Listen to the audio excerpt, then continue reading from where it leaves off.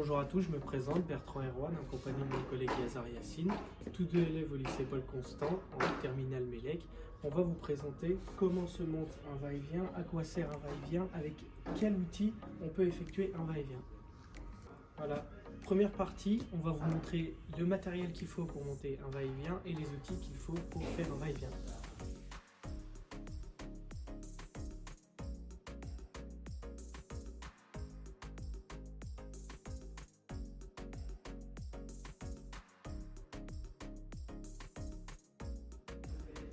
Pour la deuxième partie, nous allons vous montrer un schéma va-et-vient.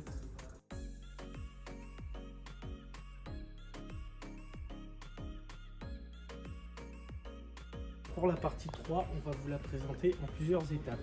Première étape, il nous faut un interrupteur différentiel pour protéger contre tout type d'électrocution et on va prendre un disjoncteur 10 A pour protéger le circuit. Pour l'étape 2 de la partie 3, il va nous falloir plusieurs choses. Il va nous falloir tout d'abord des Wago.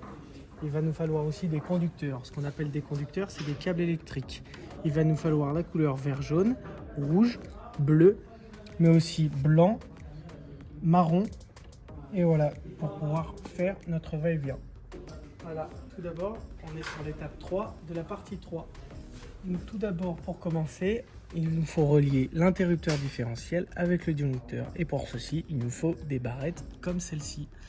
Ensuite, nous allons poursuivre avec nos conducteurs branchés directement sur le disjoncteur. Le neutre à gauche, on a notre petit repère, le N qui est ici. Et la phase à droite, la terre, on ne la branche pas car c'est un schéma. Là, on fait poursuivre les deux fils dans notre tubiro qui va venir jusqu'à la boîte. Nous prenons tout d'abord notre neutre qui va venir se brancher directement sur la lampe comme ceci. Ensuite, nous avons la phase qui descend de notre disjoncteur qui va venir se brancher sur cet interrupteur.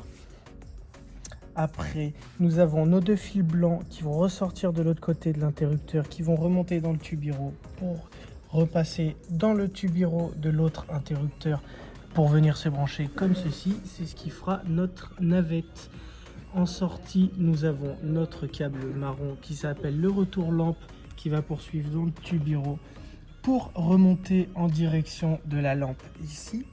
Et nous avons notre montage parfait. Étape 4 de la partie 3 pour vous expliquer qu'est-ce qu'une navette.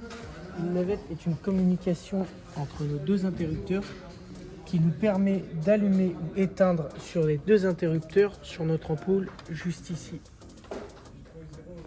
Et voilà, on arrive sur la partie finale. On peut allumer ici, éteindre ici, mais aussi allumer ici et éteindre ici. La partie finale. Vous pourrez faire maintenant un va-et-vient chez vous.